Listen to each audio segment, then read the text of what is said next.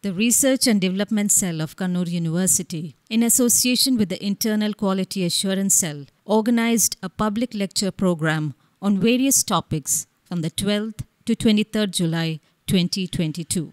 The fifth lecture was on the topic Science and Technology Possibilities, and the speaker for the day was Dr. K.P. Sudhir, Executive Vice President, KSCSTE, and ex officio Principal Secretary to Government, Science and Technology Department. I am glad that I got an invitation from Kannur University to address an August audience here, and glad that I was listed as one of the speakers in the public lecture series. I don't know whether I stand up to the eminent personalities who have given lectures and who are going to give lectures in future as well. Well, I've been asked to give a glimpse of what are the opportunities in science and technology sector in Kerala as well as in general. And I have organized some information, but then more than that I would like to share some of the observations and experience which I have come across during my entire career, not only in Kerala but from other institutes as well. Can we go to the next? Did you get the pointer? Okay, you go to the next slide. Yeah. So I am trying to basically address a question: why should I choose a career in science and technology sector? I will not give you an answer. I'm giving you some of the key examples and other things which are available or the opportunities available, and some of the skills and qualities which are required for anyone to be an established professional in the science and technology sector. So one of the questions, one of the motivations which I always feel is, you can identify solutions to the local problems you face. Being a scientist or being an academician or being a researcher, we normally focus on identification of solutions which are locally available, and that is the premise in which most of the science and technology institutes have been established by the governments. Well, there is also a mandate for the fundamental research, but then more than the fundamental research, applied research takes a place, and applied research is primarily to address the societal issues. If you come across a problem, how do I address it? You don't have a direct solution to it, then you have to go through a rigorous research process and identify a solution to it. That's one of the main reasons. Second is, you can ideate and develop innovative solutions, develop entrepreneurship technologies. That's possible only in science and technology sector. Well, you need not be a science and technology official for that. You can be an individual who can ideate, innovate, and identify the opportunities and develop lot of, well, there are established entrepreneurs, startups, which are now getting a boom in different parts of the system, including Kerala. I think last year, recently Government of India declared that our startup mission has bagged the #1 place in the country, because we are promoting a lot in the startup mission and other activities kind of thing. Third is entrepreneurship opportunities. I'll touch upon the startup mission opportunities during the course of the lecture. And well, important thing as a societal status, this is one important thing everybody perceive. Societal status, if you go as a scientist to somewhere, no, they will look up to you and they say, oh, there is a scientist coming. Earlier, the situation was the scientist should have a beard, long hair and all. No, that concept has gone now. Now, scientists can be in a tip-top form as well. But then, the status of a scientist is always there in the society, or a researcher is always there in the society. And the final thing I marked here is stress-free life. I don't know whether you will agree with me or not. I am enjoying a stress-free life. More because I have a lot of friends working in different multinational companies, software sector and several others. They call me and say, how do you sleep in the night? See, after all, finally, end of the day, if you go home, spend some time with your family and have a peaceful life, a peaceful sleep, and that's most important for our health. And if you are not able to do that, there is something wrong with the way you have functioned. That's what I feel. And I don't take anything from the office to my home. Even today, I don't take. Even at IIT Madras, I was not. I'll give you a simple example where I realized it. When I joined IIT Madras, well, I was an enthusiastic researcher. I used to go, IIT Madras is 24 hours open labs, right? So evening as well, after dinner, I used to go to office, work with my students, work on the labs and all. I come back maybe around 11 o'clock in the night and then go back at 8 o'clock. 8 o'clock is the starting time in IIT. I had two kids, one 3-year-old and one 1-year-old. They used to see me during the time I spent at home, but then I have a routine. 8 o'clock I go, come for lunch, then evening around 6:30 I come back, have dinner by around 8, then 8:30, 9 I go back to office again. By the time I come back at 11 o'clock, these two kids are slept. So one fine day I had a meeting at 7 o'clock, so I had to come a little early. So I came to home at 5 o'clock. Suddenly my daughter, 3-year-old kid, embraced me and said, "Papa, you came today early for the taking bath." So in her feeling or in her observation, I come home in the evening only for taking bath and dinner and I go back to work. That made me a hit. I realized that I am not spending enough time with my kids and that is the time they want you to be at home. Next day morning I went to my colleagues and said, "Look, I am no more coming to office in the evenings. Whatever work is to be done, I will do it until 6 o'clock, then I don't want to think about what it." But there are exceptional situations where I had to do, but then it was not a regular practice at all. And that helps a lot. You spend your time with your family helps a lot. And developing, basically making you a stress-free environment. Jawaharlal Nehru, one day in an interview, he was asked, if you are in a tensed situation and a stressful condition, the interview board asked Jawaharlal Nehru, "What do you do?" He immediately said, "I play with my grandkids." That's one of the most relaxing situations. You play with the children. They don't know what is happening in the world. They are worried about themselves and the family. And they will laugh at you, they will smile at you, they will kick you and all. That makes a lot of difference in the removing the stress. So my point I wanted to emphasize is, whatever you do as a career, please make sure that you don't get stressed up or you don't take stress on your body and head. So that now you can lead a peaceful life. And after all, whatever we are doing is only for our life. It's a competitive world, but then competition should not exceed to a limit. So that's more important. Sorry. Well, the strengths in Kerala, before I go into the science and technology sector, the strengths in Kerala is, all of you know, high literacy, educated manpower, premier R&D institutes in the state, resources, one of the best biodiversity treasures of the world, marine resources, forest cover, medicinal plants, and structured health sector, progress in IT sector, and there are few more to list. So primarily there has been a lot of focus for the education in Kerala, which is still, our state is considered to be one of the best states in terms of educational facilities and as well as health sector. Our state has a structured health sector, and that's the reason we were able to contain the COVID pandemic in a very effective way compared to other states, which is recognized all over the world. We had started the primary health clinic up to the taluk level health sector and all long back, before even any other state thought about it. And that structure helped us. There is a hierarchical system, how do you manage it? And we have established super specialty hospitals in the government sector itself. The government has helped establishing the health sector and the importance of, recognize the importance of all these things.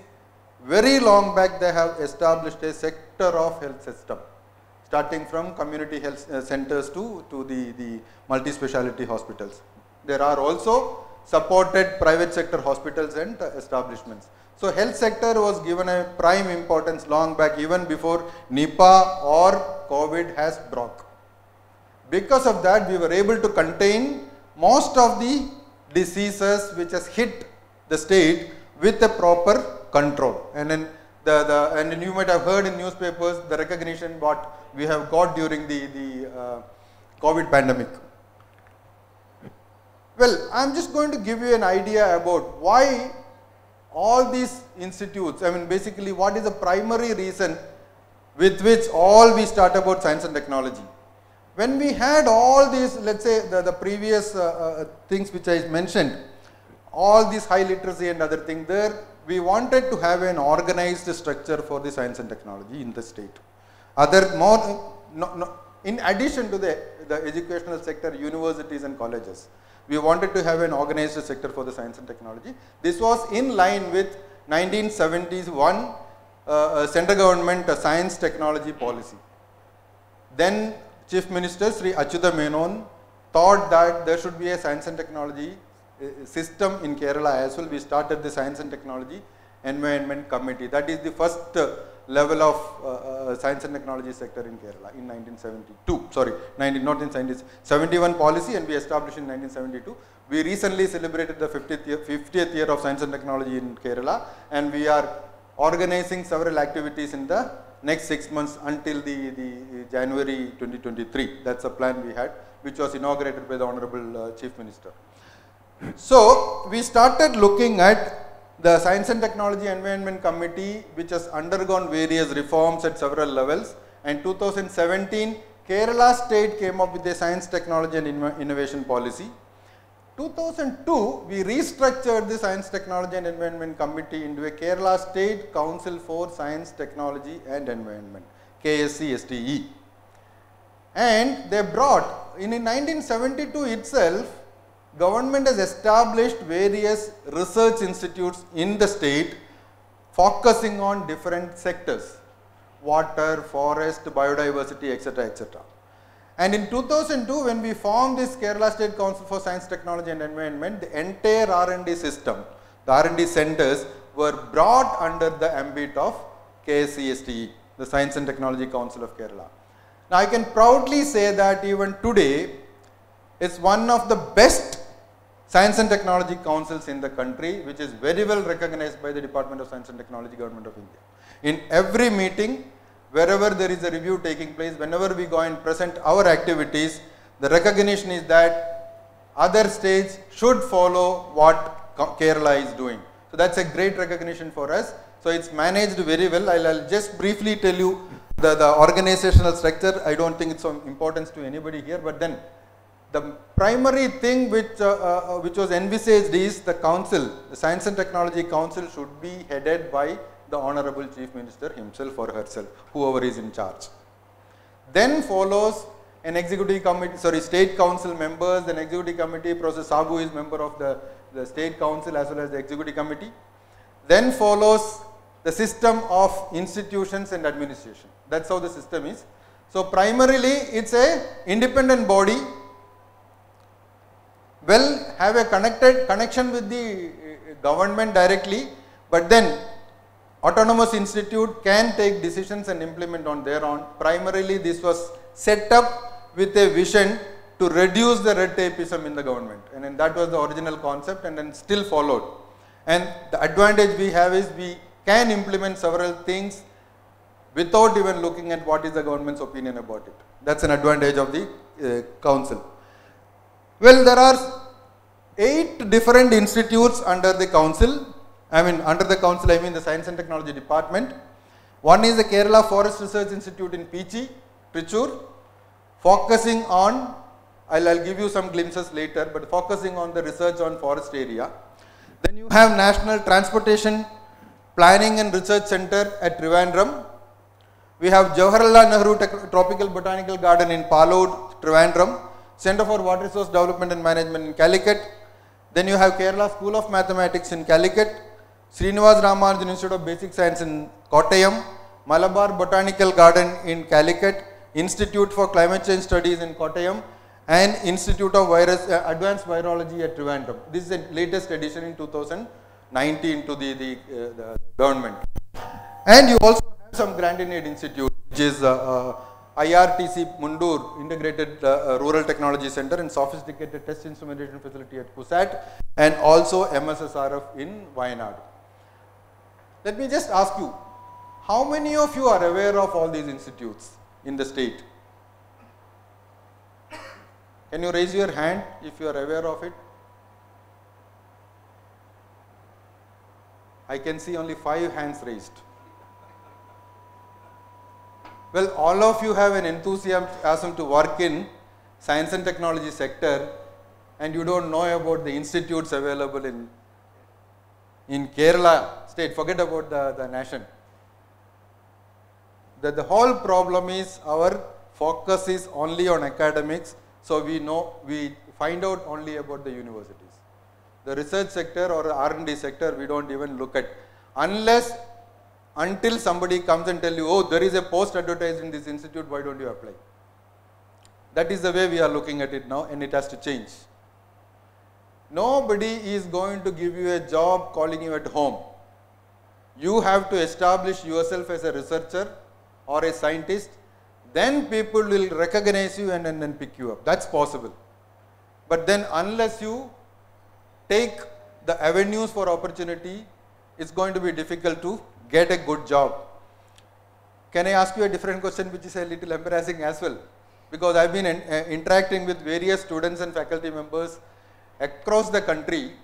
Specifically in Kerala, in the last 3 years when I interact, I ask these students who have just graduated, either the BSc, BA or BTech or whatever it is, or post-graduation, and even PhD. I ask them, like, what are you doing after your graduation? The common answer I get is, I am preparing for PSc. PSc is not a job. PSc is only a system which helps you to get jobs. And I ask them, hey, you have done masters in so and so, and you have got a wonderful OGPA and you have got publications. Why are you still only looking forward to PSc? Sir, it's a peaceful job. If I get into that, even if I get a clerical cadre, I am happy with that. So if that is the case, my question is, do you want to do all these things?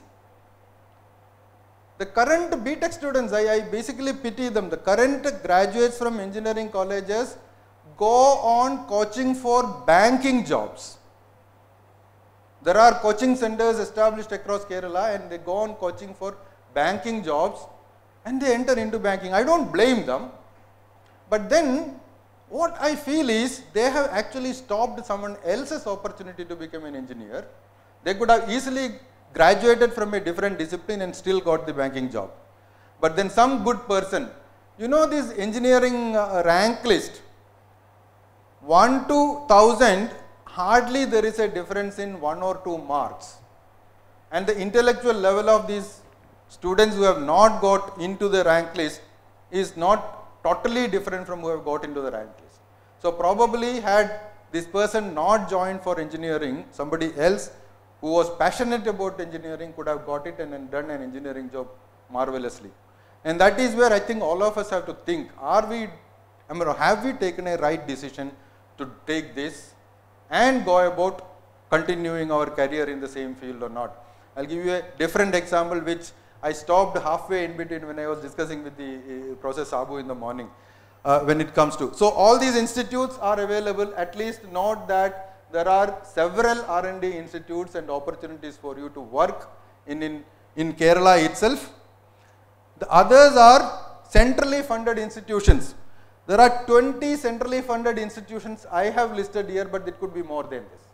In Kerala, across Kerala, if you look at this graph, you can easily see that across Kerala there are 20 I have listed. I could get time only to list 20, but then there could be more than this. Centrally funded institutions established in Kerala, working very fine, doing a lot of research. And you can see VSSC, I think almost all of you know it, LPSC, Indian Space Research Organization, IIT Palakkad, Space Technology, Sri Chitra Tirunal Institute, and I should also mention that Sri Chitra Tirunal Institute was established originally by Government of Kerala as an institute under the Kerala State Council for Science, Technology and Environment, and later transferred to Government of India. And during the period, it has established a lot of things. Heart valves were first produced in Kerala because Professor Valyathan was the person who established and the founder director of the Sri Chitra Tirunal Institute. He wanted technology and the health sector has to be joined together. The interdisciplinary aspect have to be brought in. Otherwise, it was only clinical examination and prescription. But then Valyathan had a BTech. He came forward to establish the technology, the medical technology in Kerala, and this institute grew up. Now it is one of the best institutes in the country for various health sectors in technological aspects. And I don't want to mention all of them together. And regional center for, Rajiv Gandhi Center for Biotechnology was also an institute established by Government of Kerala, which was later transferred to Department of Biotechnology, Government of India. And National Center for Earth Science Studies, Trivandrum, NCES, used to be CES alone when Kerala government established it, and 2014 Government of India took over.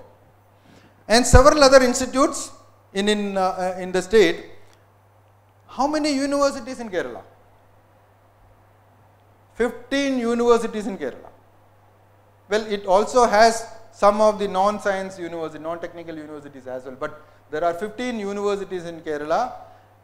So primarily government has been focusing on research and education to be at the higher level in Kerala. That's a point I wanted to mention.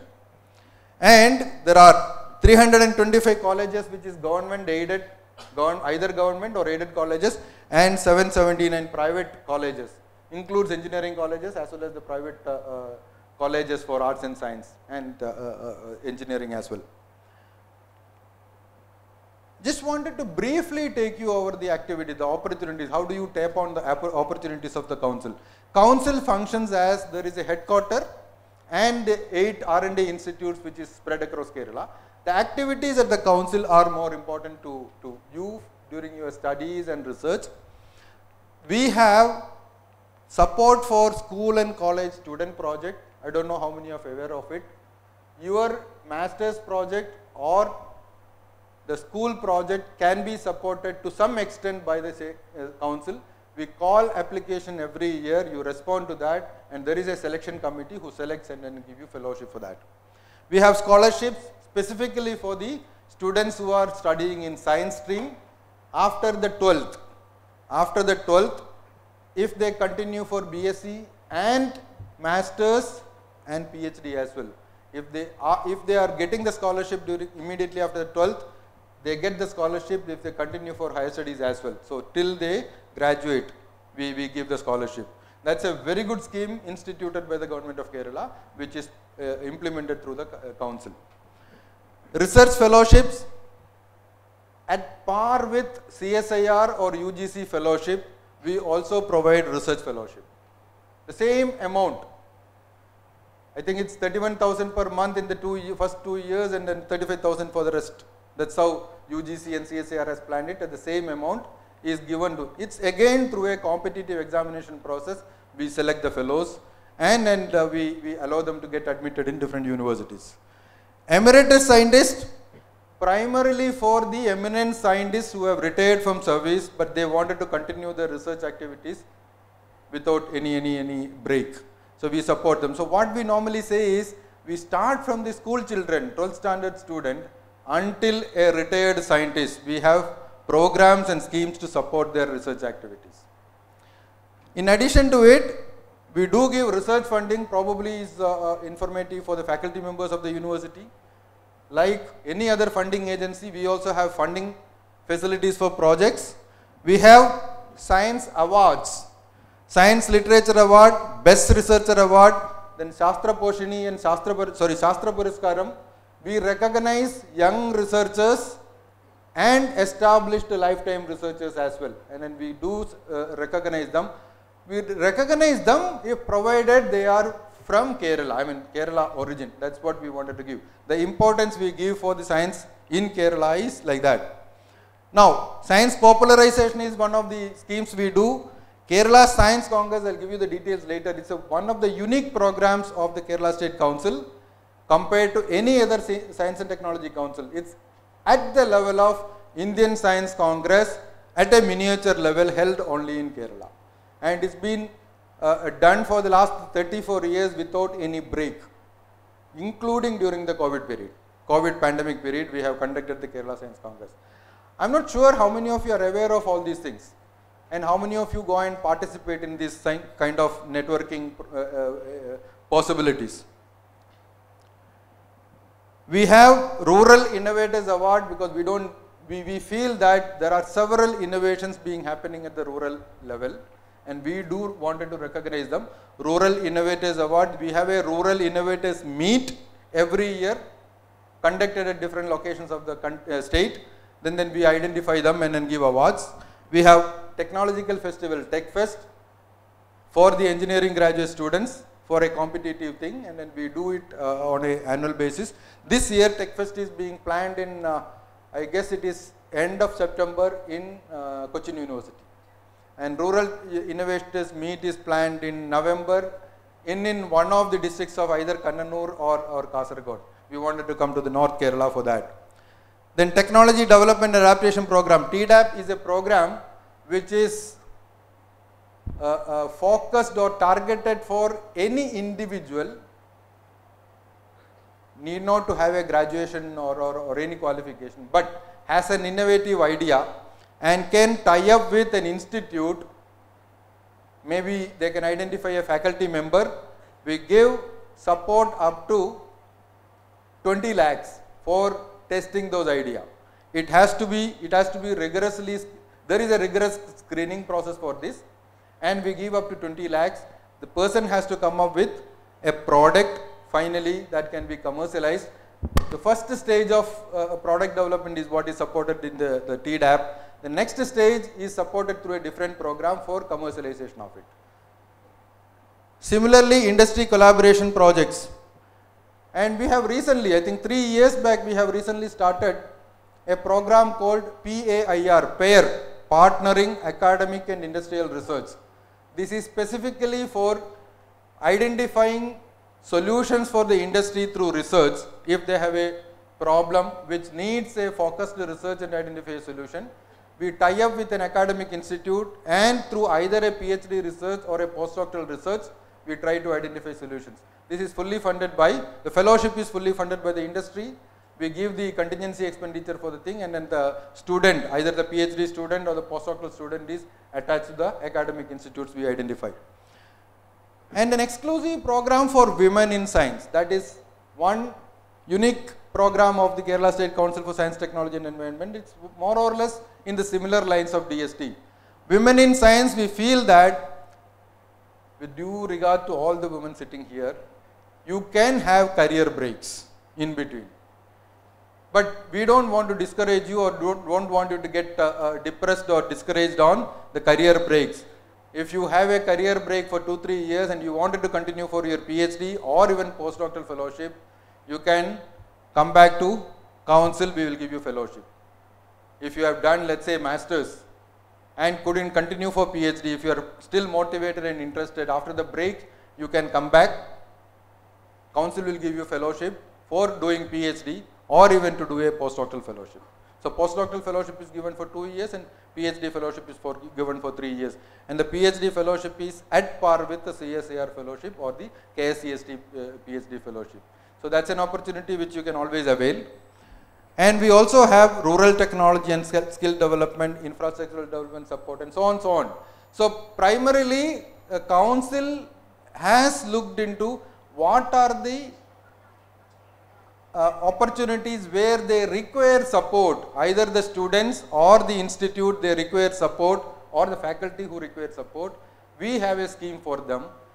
Only thing is, you need to approach whenever we advertise it or notify for these fellowships and schemes. Then through a rigorous process, you get selected and then get the fellowship. I'll just briefly take you through the institutes what we have. Okay. How much time I have total? You can take 1 hour or if you want more. No problem. Okay, because after this I just need to brief certain other things as well. Right? So CWRDM is established in Calicut.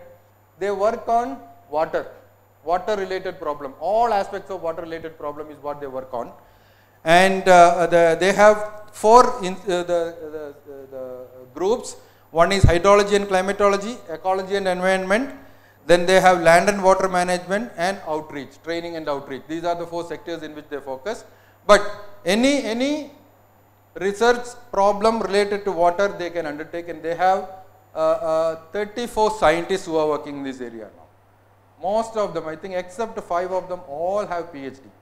And now these people who have joined earlier without PhD, we are trying to basically motivate them to do PhD as well. Because we feel that once you complete a PhD, you can be an independent researcher.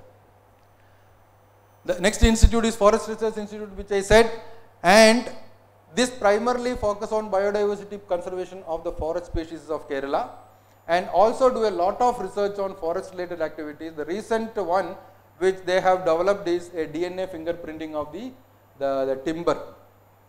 So primarily, if there is a theft from the forest, and to identify which species and which timber wood it is, they can use the technology to identify, which helps the forensic science a lot.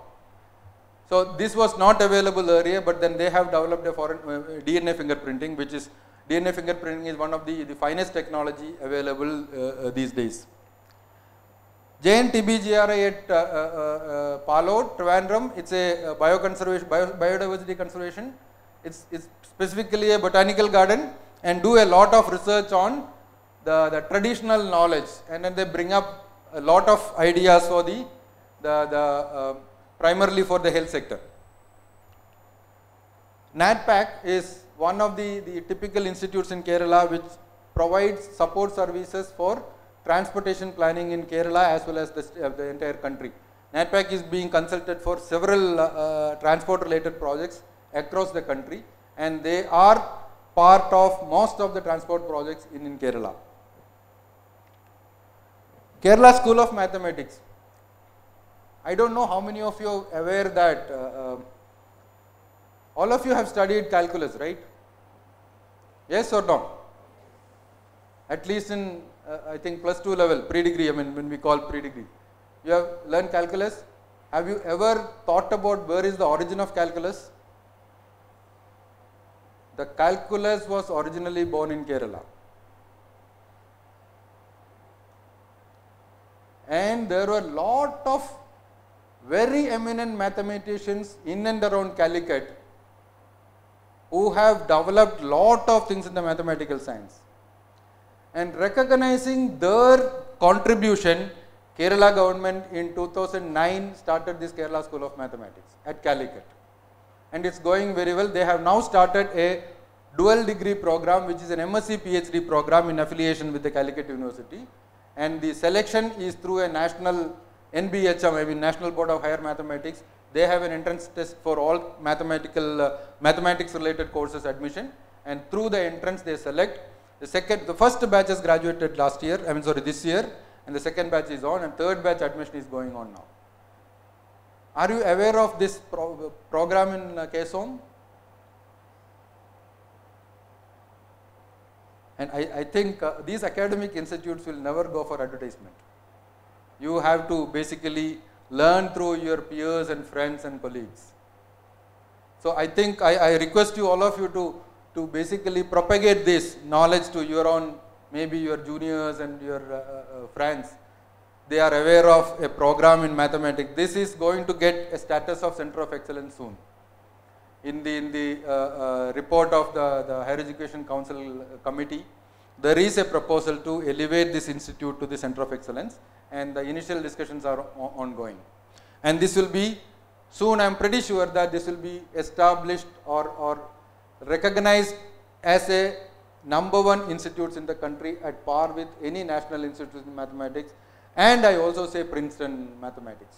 That's the vision with which they are planning to go. SRIBS, which is Srinivas Ramanujan Institute of Basic Sciences, which is established in Kottayam in 2014.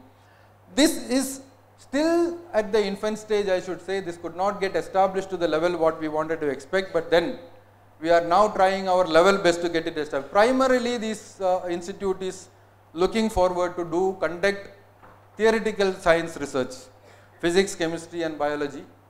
And then mathematics, since we have a different institutes, we don't want to bring in mathematics here.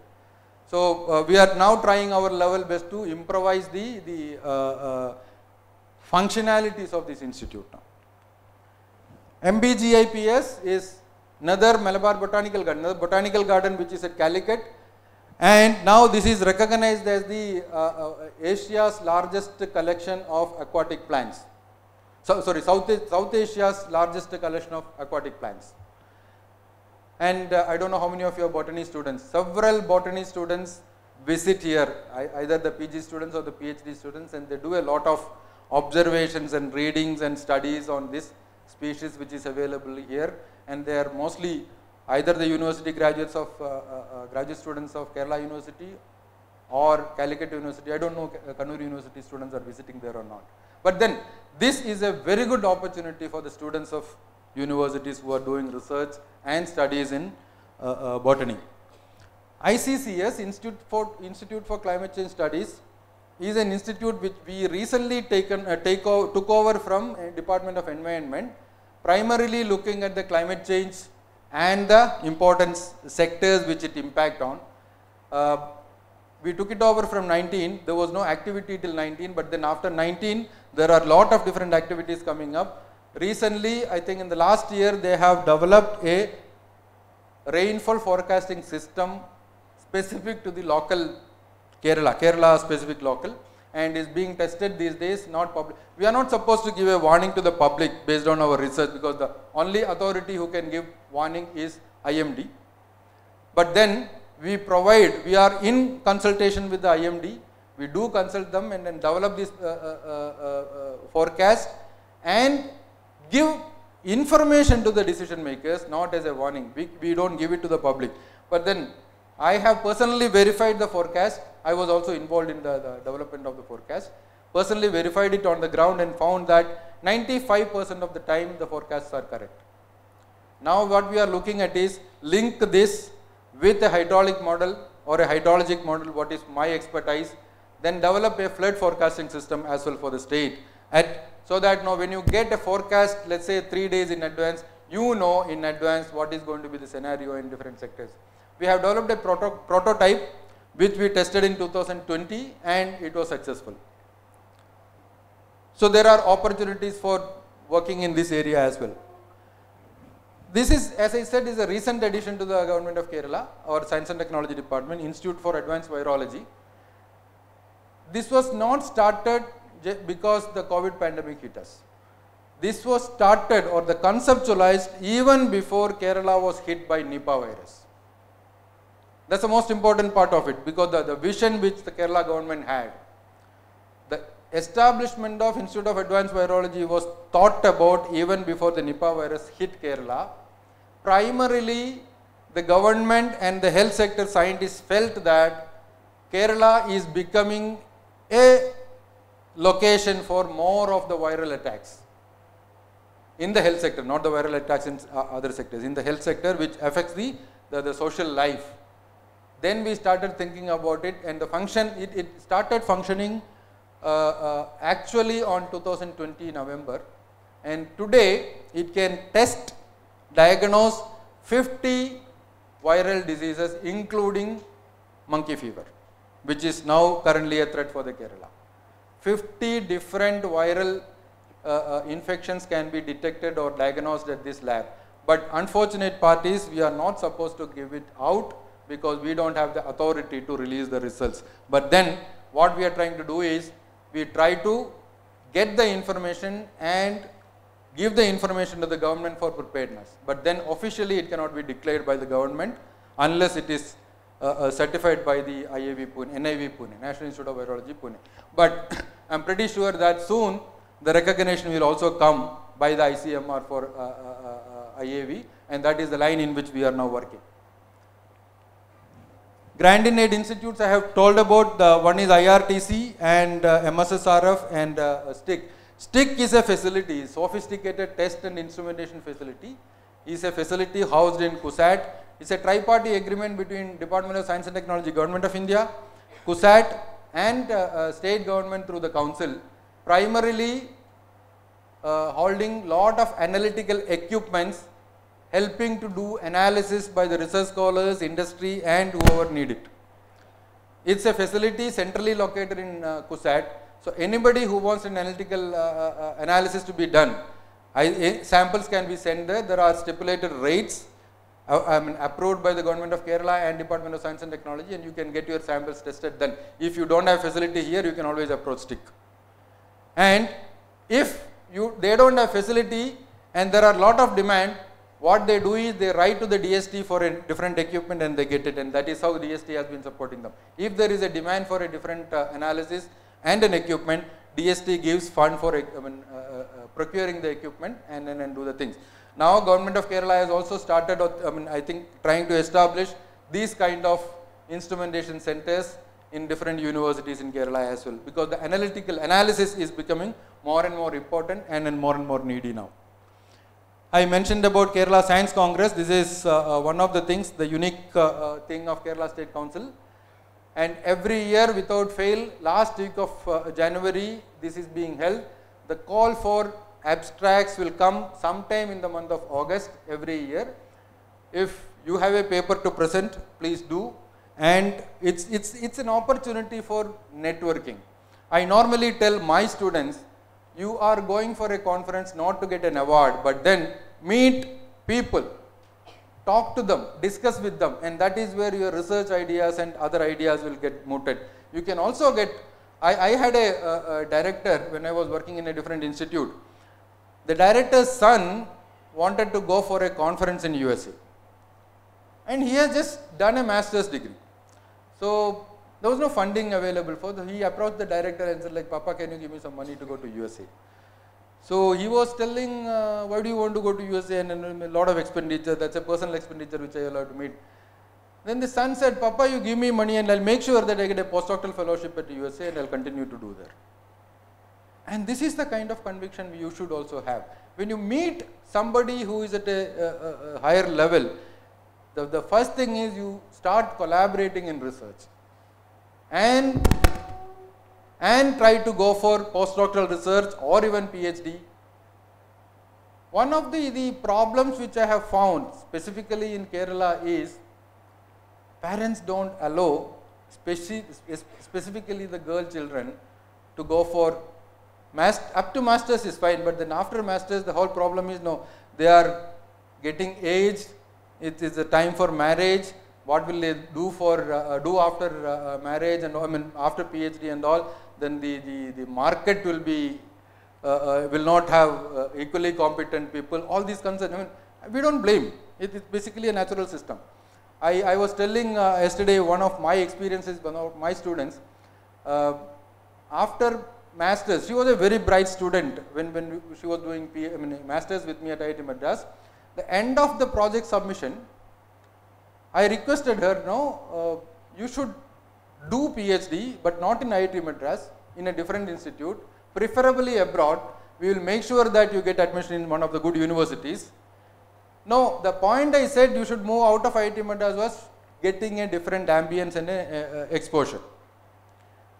She came back to me and said, sir, my parents will not allow me. Because their concern will always be, like I have already graduated masters, now looking for a match for me, and then they want me to settle in life. I said, I normally, I'm in touch with the parents of all my students. I consider all of them as my family members. So I told her, no, I'll talk to your father. Then she said, sir, there's no point, I have already talked to them. And I left it. But then, just before the submission of the thesis, she got a fellowship from American Geophysical Union to attend a conference in Canada. She wanted to go for it very much because that's a opportunity. It's a recognition by AGU. It's not an easy fellowship. It's a competitive fellowship. Then she wanted to go for it. Then her father talked to me and said, sir, she really has to go, and she is going all alone to Canada. It's a new space and blah, blah, blah. I said, look, there will be other people as well going from India, so there won't be much of a problem, let her go. So she went there. 1 week was the conference. After the conference, she came back to IIT Madras for submission of the master's thesis, and she directly came to my office and said, I want to do PhD. I said, how come your mind changed in 1 week? Then she said, sir, I was interacting with the PhD scholars and the master scholars who have attended this conference from different parts of the world. It's American Geophysical Union.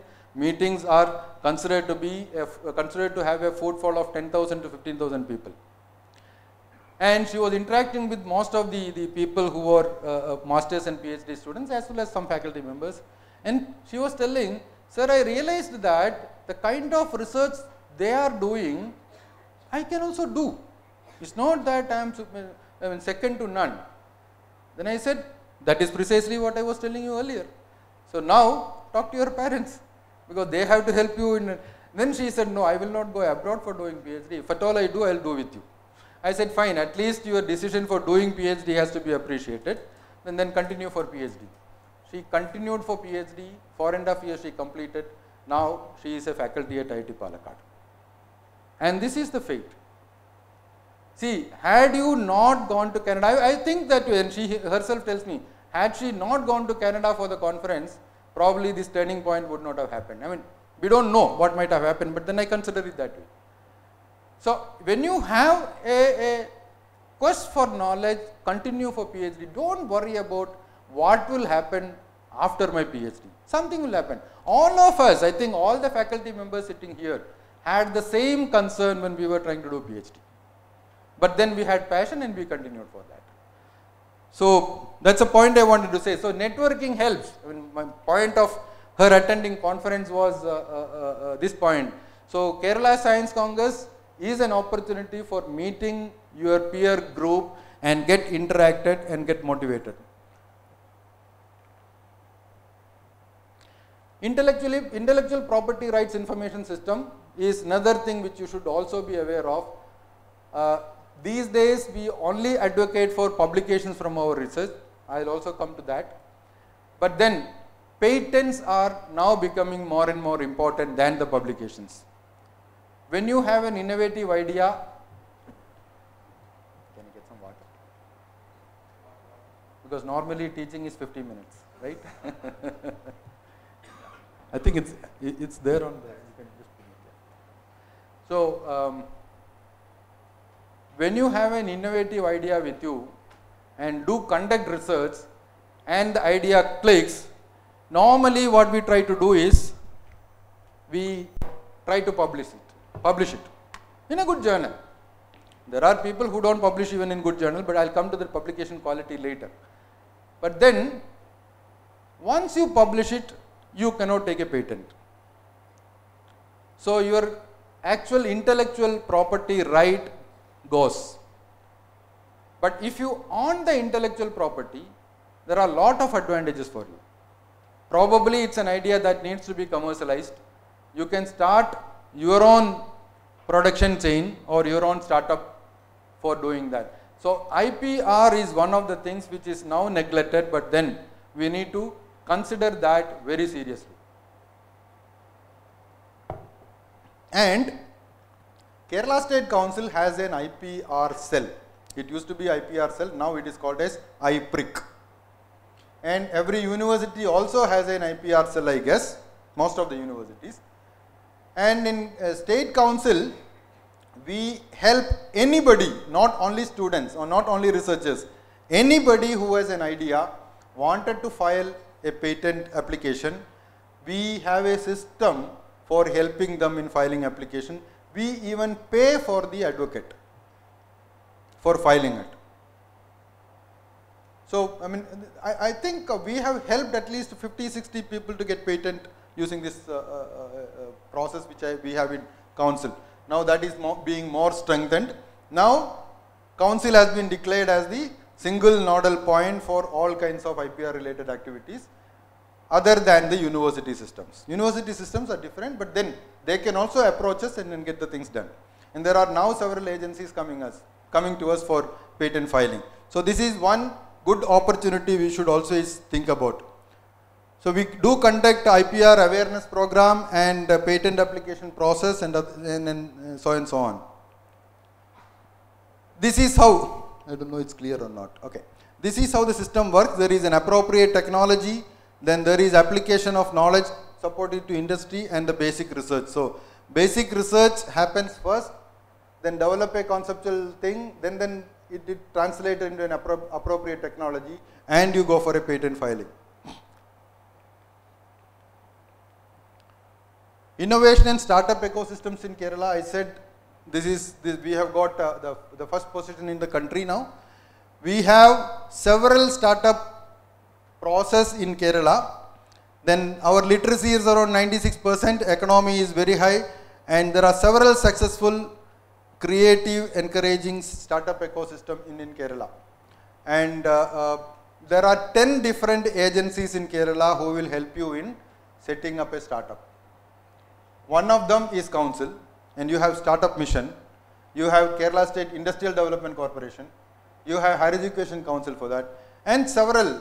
We recently had a meeting with all these total 10 agencies. We had a brainstorming session, how do we strengthen this, and we realized that we need to have a synergy and a single consortium so that application process will remain same, but then different agency can support it. Otherwise what happens is, somebody applies to Industrial Development Corporation, it gets rejected and they apply to us, sometimes it gets funded. So we don't want that to happen. We want only the quality applications to get funded by any of these agencies. So we are thinking of developing a consortium of all these funding agencies and then bring them on the same platform. Then the application process has to be same. But then this is all to facilitate innovative ideas to get into a commercialization product. We also have, Council also have a program called APJ Abdul Kalam Innovation Mindset, Young Innovators Scheme. Primarily any individual can come up with an idea. It's like the TDAP at the next level. We give initially 10 to 15 lakhs for establishing the idea, then convert that into a commercial product by getting a 50 lakh rupees. And currently there is a student from Ernakulam who has developed a product for hearing impaired people, which will be low cost. There are a lot of products for hearing impaired people now, available in market. But this person has developed with a new technology, and that if it is commercialized, it will have a lesser cost, and now we have granted the 50 lakh rupees and he is working on that for the commercialization. Funding opportunities, probably for the PhD students as well as the faculty members, it may not be directly applicable now for the undergraduate students if they are here. Council is one funding agency, Directorate of Environment and Climate Change under Department of Environment, Government of Kerala is another agency.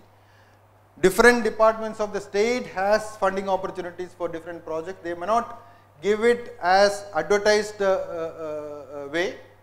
If you have a good problem, let's say water related problem, and if you need some funds for solving it, you can always approach Water Source Department. So similarly, most of the departments on need basis give you funds for executing different projects. We have Department of Science and Technology, Government of India, which is an established center for project funding, and it's the same kind of council. Department of Biotechnology, then SERB, DST. We have different ministries of Government of India. Earlier, the Niti Aayog used to be the planning board of India. They also used to have some funding opportunities to be supported, but now Niti Aayog stopped funding directly. But then if you approach Niti Aayog, what they do is they basically recommend your proposal once evaluated to the respective ministry, and there is a possibility of getting funded. So Niti Aayog, they don't give you funds directly, but then you can still approach them and they get it evaluated and recommend it to the respective ministry.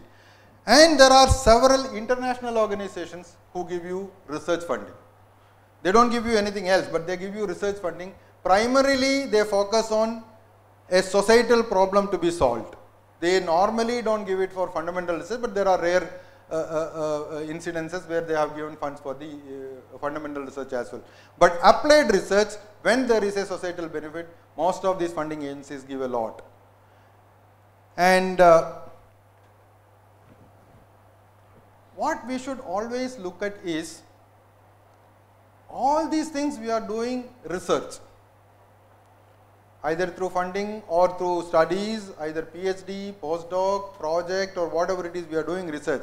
So we should clearly understand what is research and what is not. There is always a confusion. I can collect some information and then compile it and give it as a research thesis, which is not, neither a project. So compilation of information is not considered to be research. Most of the time, I was telling Professor Sabu yesterday, the proposals which came for funding is primarily, I'll do a survey and then collect all this information and make some good charts and these things and then give you. There is no enhancement, advancement of knowledge in that. It's only a statement of fact. Statement of facts are not considered to be good research. And similarly, research is not transportation of facts. There is, I do get papers and thesis for review, and it says, no, I have this technique has been applied in biosciences, now I am applying it to a different science. The technique was established by somebody else. And the technique has been applied to biosciences, and the technique is never applied in my area and I am applying it here. That is also not considered to be a good research. What is your contribution in that? So what is research? It should actually enhance the current knowledge of the domain in which you are working. And that should be the focus of it. Even if it is 1% enhancement, it's research.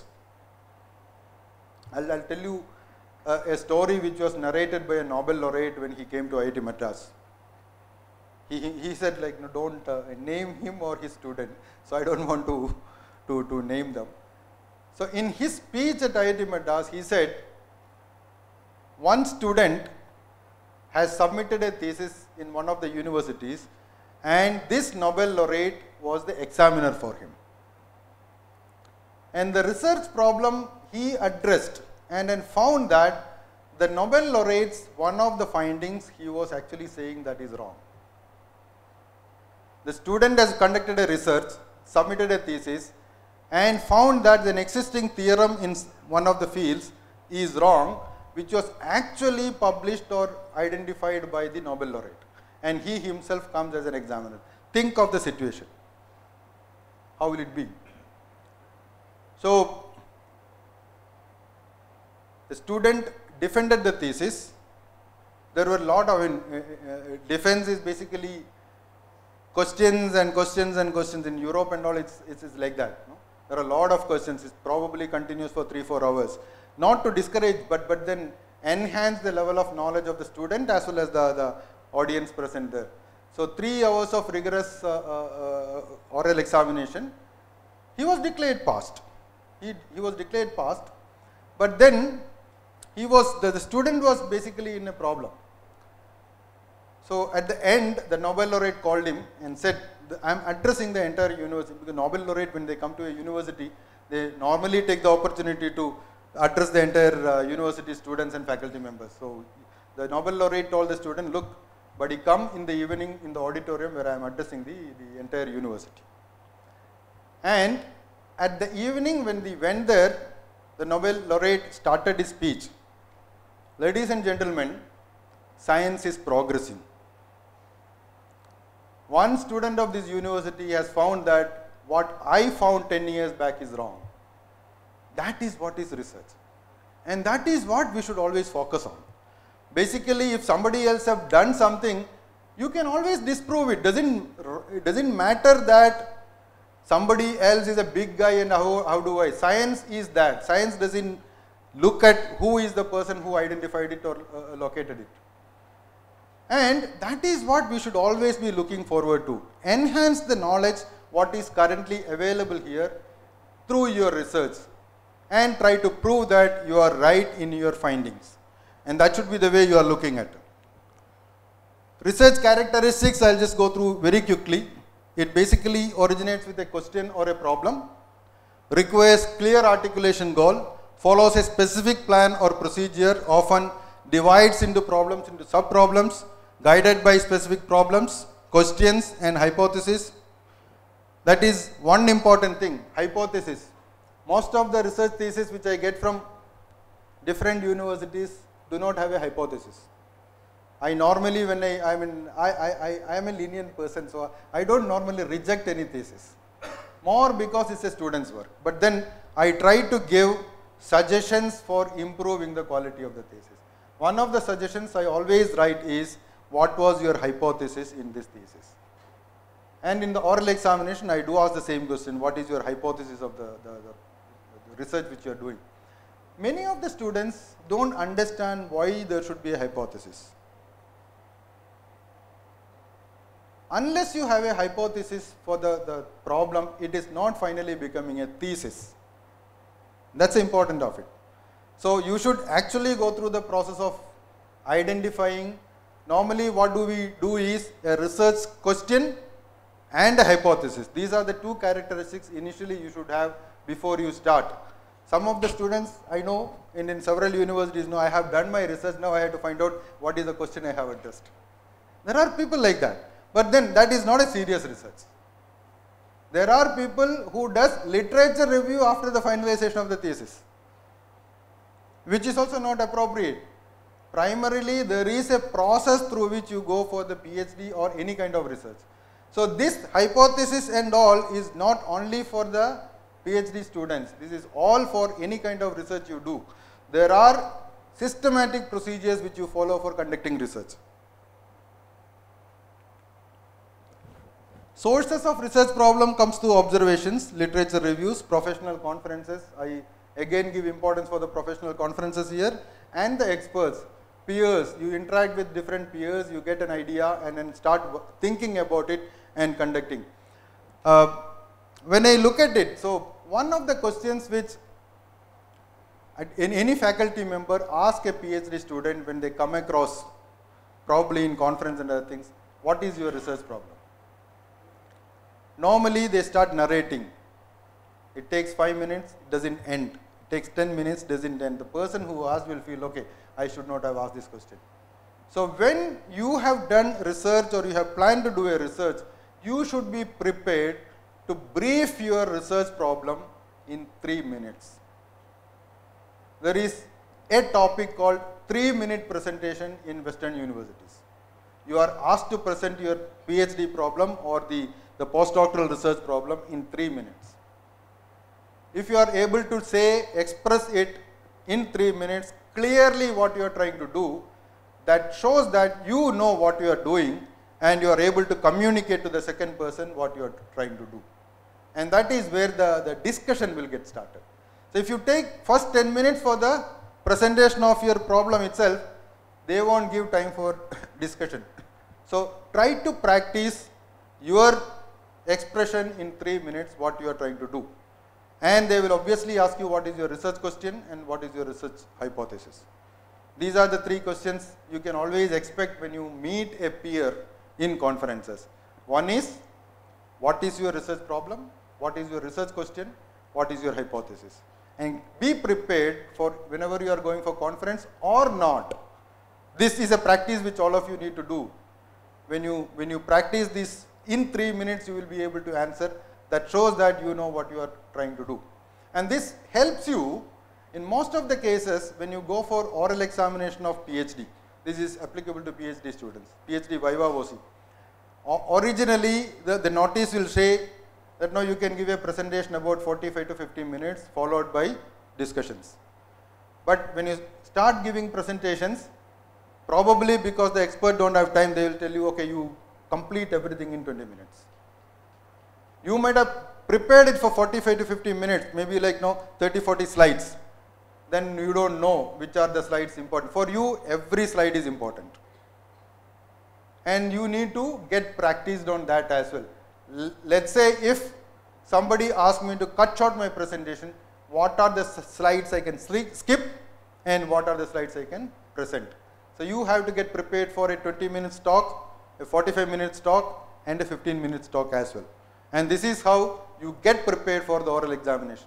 I know that all of us will be in a tensed mood on that day, but then preparation helps a lot in relaxation.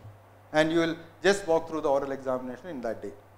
So that's one of the things which I wanted to give. So your research has to be planned ideally with what do you want to know.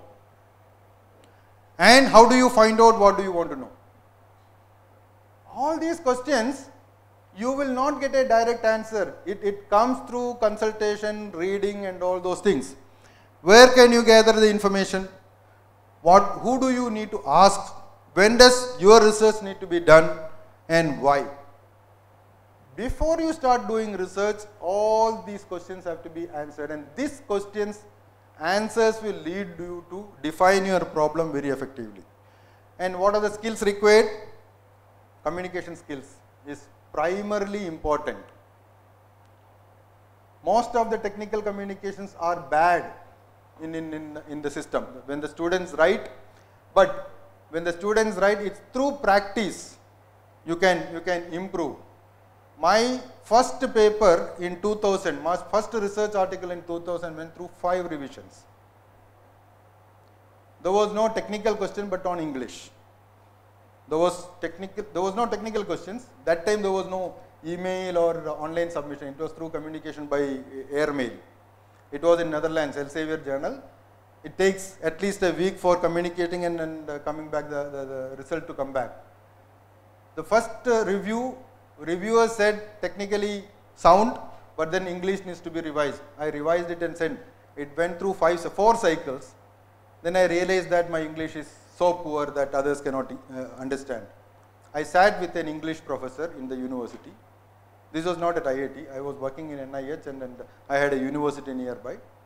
Sat with him and he corrected it, and in the next shot it went through. So all of us have gone through this process of getting refined on our communication skills. And please don't get discouraged by a rejection of a paper. Most of the time, that is what happens to the students. One of my friends from IIT Kharagpur, he submitted a thesis, submitted a paper to American Society of Civil Engineers Journal. It came back with, I think there were around 60 comments from the reviewers. It came back and an editor finally said reject. And next sentence he adds is encouraged to resubmit after incorporating all these revisions. So he was finally depressed. No, like the requirement of a paper is required for a public, basically thesis submission. Now it will take another 3 months or 4 months to get this paper accepted or rejected. So he was a little depressed. His professor came, said, he's a professor in IIT Kharagpur now, this student. His professor, advisor came to him and said, Chatterjee, let's go for a party. He said, sir, my paper is rejected and how can I come with you for a party? No, buddy, the editor encouraged that you incorporate this and resubmit. That itself is a recognition. That means they value your work. But then they felt that this needs a revised submission. It cannot be accepted in the current form. So probably you need to work on that and resubmit. And that most of the students fail to understand. Rejection is the last stage. I have a student who has graduated last month. Her paper went through 5 different journals. 4 journals rejected it, and the 5th journal we submitted was the same first journal where it submitted it. The first journal which rejected, then we went through a cycle, and 5th time we submitted the same first journal where we submitted, it got accepted. So it's a process of learning. It's a process of learning. And now, after publishing, let's say 3-4 papers, you will understand that how and important is the communication and what is actually to be communicated through research. And that comes through experience. And that is the training which your supervisors will give you when you start writing your papers and writing your thesis. And that is most important thing. So communication is more important. That is why I said technical and scientific writing skills. Oral communication is also important. If you are not able to orally communicate what you have done effectively, the third party will not understand what you have done, and they will say either you have done something wrong or they did not understand anything. So communication, and I would urge you to communicate in English, not in your, I'm not against my mother tongue. But in a scientific community, there will be a lot of people from different languages. So it's a common language which you can use. So communicate in English. And I find that in Kerala, many students are reluctant to speak in English. They are more comfortable in Malayalam. I know Malayalam, I am a Malayali. It's not that I don't know Malayalam. But then many of the students are very reluctant to speak in English. But that makes a lot of difference. When you go for a job and do start working, your English proficiency matters. And if there are, even if you have, let's say, 90% marks in all your subjects, and there is a student with 70 to 80% marks with a communication proficiency in English, I think the other student will be preferred by the recruitment agency compared to the second person. So you need to have a mechanism to improve on your communication skills in English. The simple solution is, I don't know how many of you are good or bad, I'm making a generic statement. If at all you feel that your communication is not very good, what you need to do is, you form a group among yourself, start speaking in English to each other, and let somebody in the group correct if there is an error. Then you learn the error and then try to correct in future as well. That basically works. And that's the only way. Unless you practice, it's not going to be helpful for you. And I was asking actually Dr. Sabu yesterday, is there an English language lab in the university? Probably they are going to establish it. That's what I said. When we were doing PhD in IIT Delhi, there was an English language lab, and there was a 1 semester course for us, communication skills. We were taken to the English language lab, trained through the English language lab. The BBC, the tutorial was given to us, and we were asked to identify the words, construct sentences and all those things. Probably that helped all of us. It's not that that's the only thing which helped, but probably that helped in improving the skills. So one of the requirements you always look at is the communication skills, and of course the presentation skills. I don't need to mention the importance of it. How do you present your research to a third party? Then creative thinking and lateral thinking. Creative thinking and lateral thinking go along. How does it go along? You are not going to reinvent the wheel as part of your research. You have a problem in front of you and you wanted to identify a solution through research, and normally there won't be direct solutions. If there are direct solutions, you don't need to think anything else, you can directly solve it. Then there is no research coming in. But when there are no direct solutions, you have to identify a solution that will come only through creative thinking. Creative thinking and lateral thinking, out of the box thinking. You cannot be confined to the academics which you have learned so far. You have to come out of your nest and then start thinking and identify possible solutions. And you know, the feeling you get once you solve a problem through creative thinking, it's enormous. That will help you at least survive for the entire life. No, I have solved a problem with my own. I have seen a different way of looking at in these days. When a student joins for PhD, the supervisor suggests a PhD problem. I don't know if this is happening here or not. In our system, that doesn't happen. In Western system and Europe system, it's your problem, not my problem. I normally, when the student come to me and ask me, sir, do you have a research problem to solve? I said, I can solve it. I don't need an assistant to solve that. PhD student has to identify a problem and solve it. Again, I'll tell you a story which was a real story. There was a student, a Nobel laureate again, when he was from Philippines. He was basically taken for postdoctoral research in one of the universities in USA. He went to join there. The supervisor comes and pick him up, settles him in the apartment and asks him to come the next day morning to the lab. He takes him to the lab and shows the lab and said, buddy, all is yours, start your research. So the student was wondering, what should I do? He did not tell me anything what to do. So next day morning, the professor comes and then, what is the progress? So he said some blah blah blah and said like, no, normal excuses, I couldn't do this, I couldn't do that and all. So fine, I'll come tomorrow and find out. Next day morning he comes and asks, what is the progress?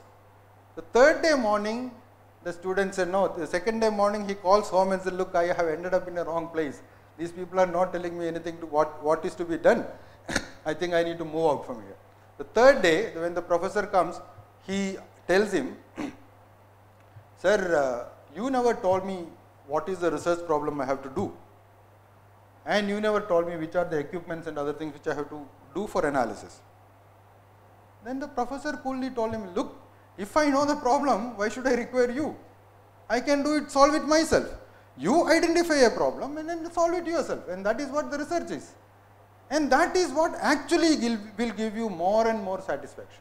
Rather than executing a project given by the supervisor, you are not going to gain several things which is part of the research. So try to do or try to identify, if there are PhD students just join, try to identify problem on your own. Then other thing you need is a skills to work in a team. You cannot be working in silos anymore because most of the research problems are now interdisciplinary. When I say interdisciplinary, you may have to interact with someone from the other department or someone from the other institute and try to understand or develop solutions for your research problem. And then that helps only if you are willing to work in team. If you are working in silo, it's going to be difficult for you to survive in the system now. And the passion. Passion, if you don't have passion, you won't be a researcher. You have to have passion for conducting research. Irrespective of, that is how we do most of the things with passion. Whatever be the constraints I have, I still try to go and conduct my research is more because I have a passion for research or the problem which I am working on. Challenges are, it's economic crisis, fundraising is a problem, which is a common challenge for everybody including I. Research outputs are not getting commercialized. Science and technology, innovative information not organized. Empowering agriculture is not being done. Limited industry academia linkage. Biotechnology sector not well developed compared to IT sector. Resource limitations to carry out big research. These are some of the challenges every one of us means including you, are facing these days. But then that doesn't stop you in conducting good research.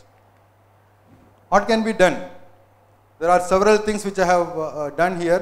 One is a common repository of technologies what are available have to be developed. Council have started thinking about it. Council have developed a proposal which is approved by the government for single location for all the information about science and technology to be on a digital platform. So that is one thing which we can always do. Interdisciplinary and collaborative research activities have to be improved. Interdisciplinary and collaborative research activities have to be improved in very many ways. Earlier, from one department to the other department, students don't talk, forget about it. One faculty students will not talk to the other faculty students. Because they feel that, if I talk to the other faculty students, then how will they feel or how will others feel? I think these are all our mindset and mind blocks. We need to come out of it. You have friendship with everybody and then start talking your research problem. And that is how you can, as I said in the beginning, stress-free life comes from there. When you talk to others, many of your stresses come down. And several things, common instrumentation facility and all those things are some of the recommendations which we gave to the government, which probably is getting implemented. What should be the focus? I wanted to conclude with this slide. Interinstitutional and interdisciplinary research has to be promoted, which is now currently lacking in many of the universities and institutions. That has to be promoted. So don't wait for a instruction from the higher authorities for promoting this. You wait, you develop. As a student or a researcher, you yourself can start doing it. I did not get any instruction from IIT Madras that you need to do institutional research and collaborative research. Because I had passion for conducting research, I started looking forward to people who are working in the similar areas and started collaborating with them. Now, that is how I established collaboration across the world. And that is what you should also do. In the beginning of your career, you start doing it, or career or studentship, you start doing it. That will help you in building up a long-term relationship and establish your professional status very much. Second thing is create a congenial science and technology ecosystem. That the administration has to take care of. The first one, even ourselves can do it, but the ecosystem development has to be developed or targeted by the administration of any institution. Third one is helps to upscale and commercialize technological developments. Again, there is an ecosystem in the state for this. You need to tap those opportunities for developing or upscaling your technologies to the commercial level so that you can be an established researcher and an entrepreneur. I stop here. Thank you very much. And if there are any points of discussion, we can discuss. Yeah. Now this session is open for discussion. As mentioned earlier, we request the students to actively participate. Please come forward and grab the opportunity.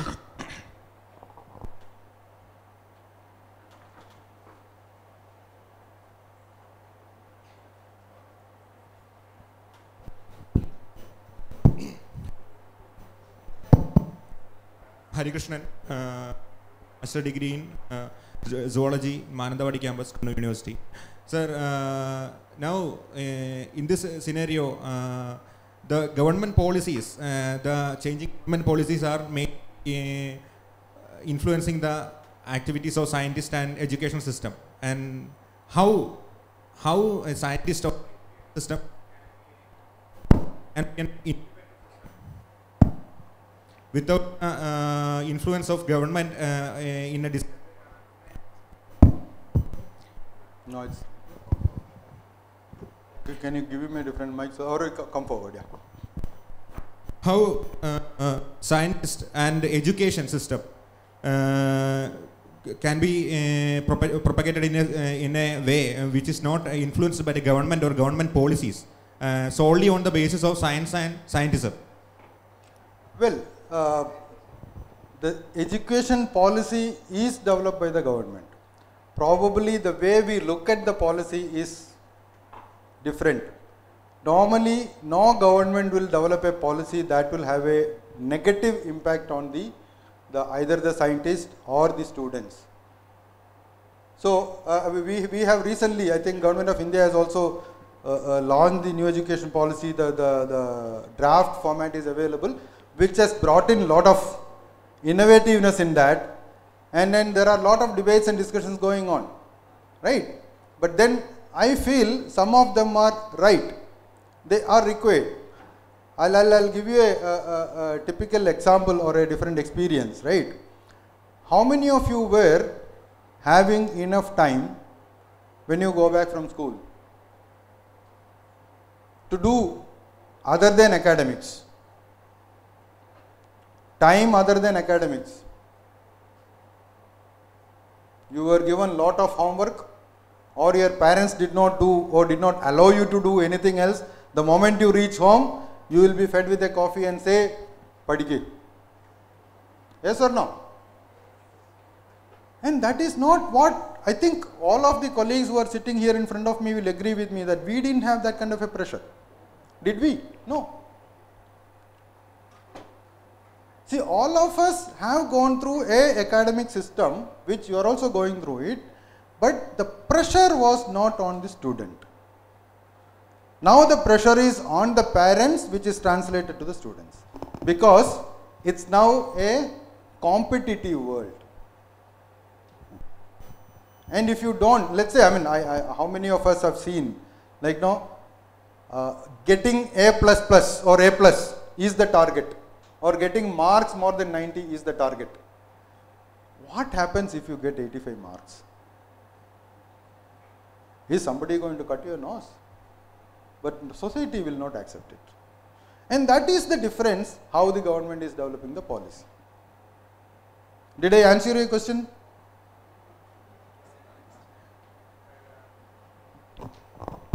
Not only the education system, sir, but science, whether a research is to be implemented or not, like many commissions are there, like Kasturi Rangan, Madhav Gadgil, but the government is the decider whether the guidelines should be implemented or not, whether such a project will be implemented or not.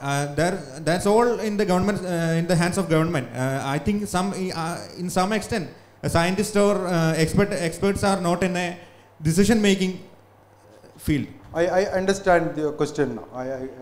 See, when somebody recommends a solution for practical implementation, government has to think the practical limitations.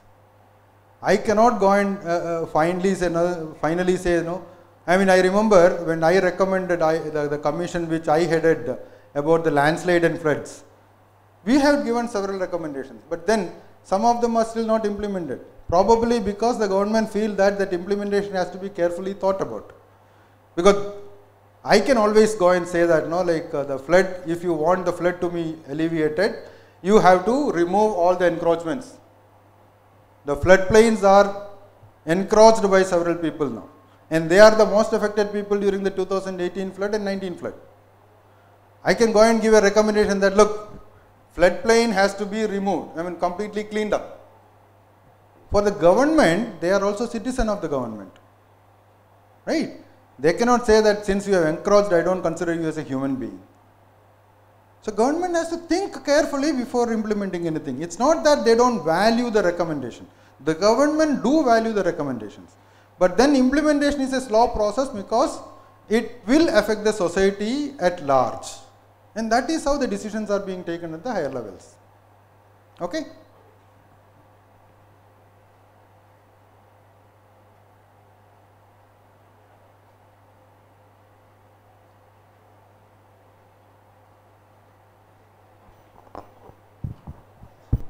So I was just wondering, you said about lateral thinking, innovative thinkers as researchers. I think there are some universities abroad which encourage independent research leading to PhD without a supervisor. Yeah. I think that is one way where a person can be very, very innovative and individualistic into the research approach. Many of our candidates, they are with the supervisor to take up projects with the supervisor wants. Is Kerala government thinking something in those lines which universities can take up? Well, that basically it's a policy to be evolved. We have been following a tradition, right? And now we have understood that there are other ways of imparting training to the students and then bringing up them as an independent researcher, right? But then how many of us will agree to that?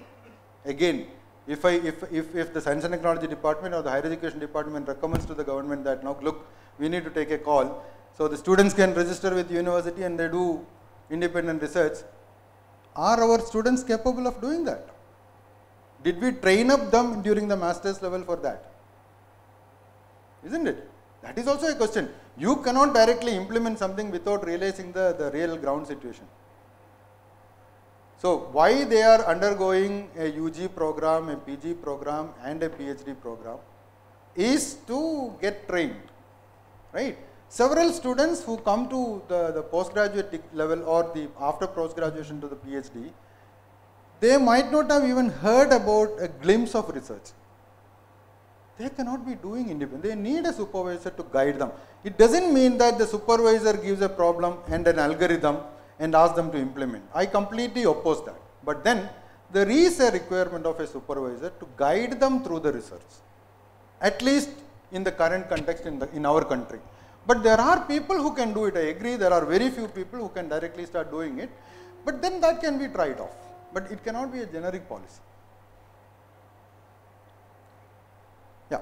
Let me come back to your slide, one of the slides. So you talked about anybody who can come with an idea and get money, right? So in this scenario, do they need to have a guide who can suggest them? Well, the guide is not going to, get influenced on the idea. Okay. Primarily, as I rightly said, if somebody wants to conduct come with an idea and wanted to try it out, he needs facility. Exactly. Right? Yeah. The facility can be extended by a university or an institute. And the facility can be extended by a university or institute through a faculty member. And that is why we want somebody there. So it's not that the faculty member has the intellectual property sharing with him or her. And Right? what should be the criterion? Since anybody, any Tom, Dick and Harry, Any Tom, Dick and Harry who has a very good idea to come about up with, proving and- something, they can come to. yeah, but then they will go through a rigorous screening process through a committee, whether this idea is real, because that's an expert committee. An expert committee will rigorously find out whether this idea is to be supported or not. And it can be irrespective of any field. Like it need not be biology. field. It could be The person mathematics. who is doing on the hearing impaired, he is not an electronic engineer. He is a civil engineer, right? So you have an idea, wanted to try, but see, point is he has an idea, then he'll talk to several people and come up with his idea. Absolutely. And then you test it, and that is why we have a testing phase, whether it works or not. So just because you didn't get a finance, the idea should not get lost. That's the idea. So there is a 2 levels of financing there.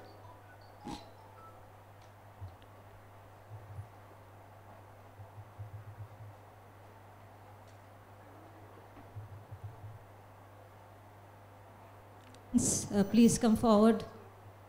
I think all of you are exhausted with the 1.5 hours of speech, right?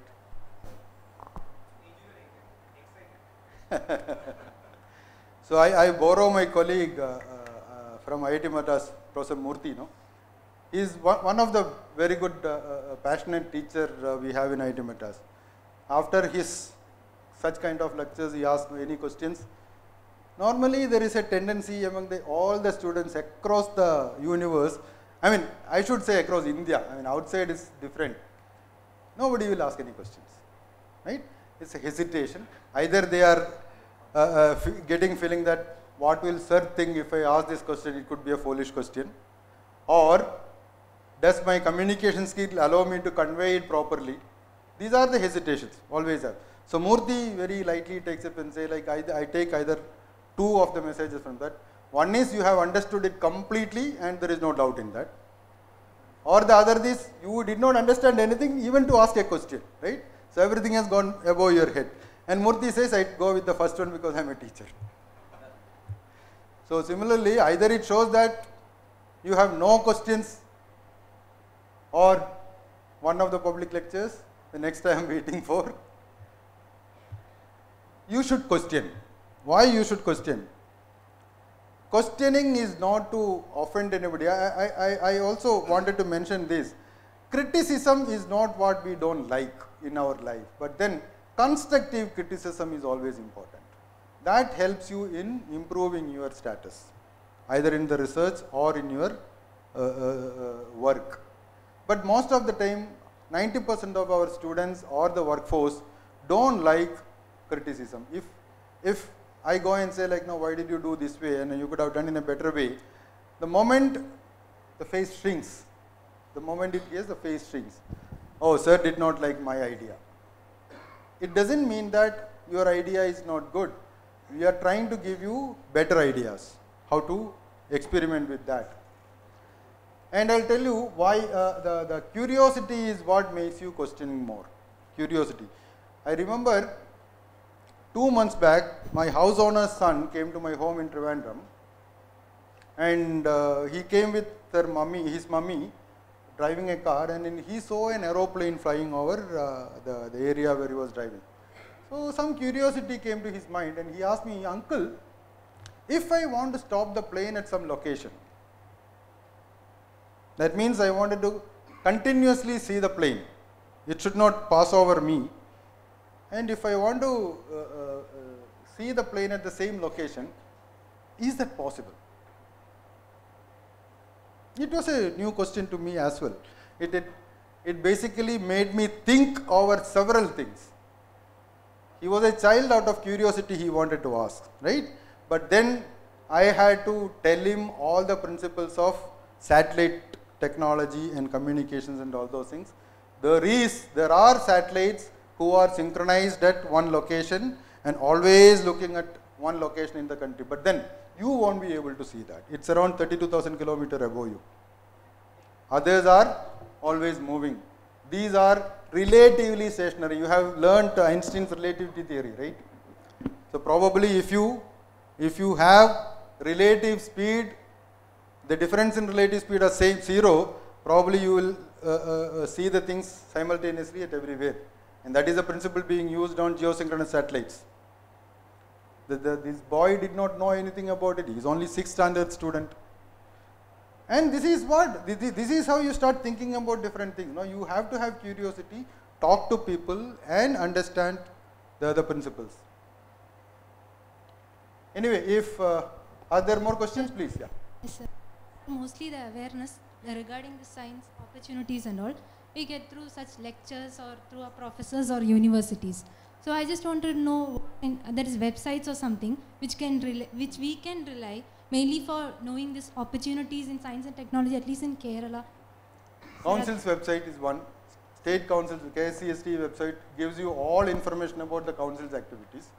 Now we are developing a platform, probably end of next March it will come up, which will have a one single website for all kinds of this information, whatever I have discussed.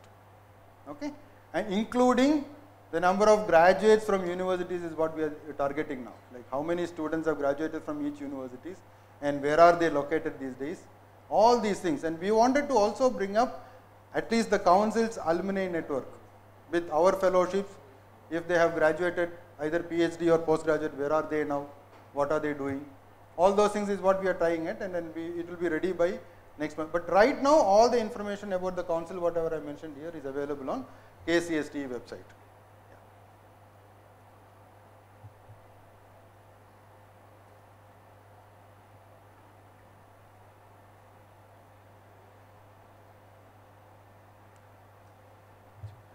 So if there are no more questions, thank you very much, and I would like to thank the university for giving me this opportunity to interact with you. One more question, please. Yeah. Last question. It may be the last question. Yeah. And this is in continuation to the question asked by one of the students. And the government policies at many times block the continuity of research of many academicians, because there are many good researchers in universities and colleges, and as per the government directions, a teacher who is reaching superannuation should not guide students. Is it possible to overcome these sort of policies, as just like what Hari Krishnan said? Because in the college, retirement age is 56, and the teacher becomes a very good researcher maybe after attaining an age of 40 plus. Is it possible to make a policy to overcome this decision? Because even the university teachers who are superannuate at the age of 60 are not allowed to supervise teachers when they reach 57 plus. So is it possible to? Because many students would like to work with very senior professors who are exposed to, science more. I completely understand your question. Primarily, there are two reasons for that policy. One is, the PhD duration normally is 3 years or more, right? So, when you work with a supervisor and in between the supervisor superannuates, probably the research gets impacted. And this is the policy across all the institutes in India, including IIT, right? If the professor is to graduate or a superannuate in the next 3 years, he or she will not be allowed to pick up a student. But now we have a solution to that. You can always take a joint student along with a different faculty, where the other faculty who has still more time can be the main guide, but then you can be a co-guide and still continuing to work with the student on a full-time basis. That's on paper you won't be full-time, but then you can always do that. Your passion can still be implemented. That is how. This is only a technical problem with which most of the governments have done it. It's not only in universities in Kerala, it's across India, in national institutes as well, primarily for this reason. Even when the supervisor is ready to guide even after superannuation? No, that's not done. They can only co-guide. Yeah. Primarily to protect the interest of the student. That's why the policy has been developed. Okay, so thank you very much and all the best.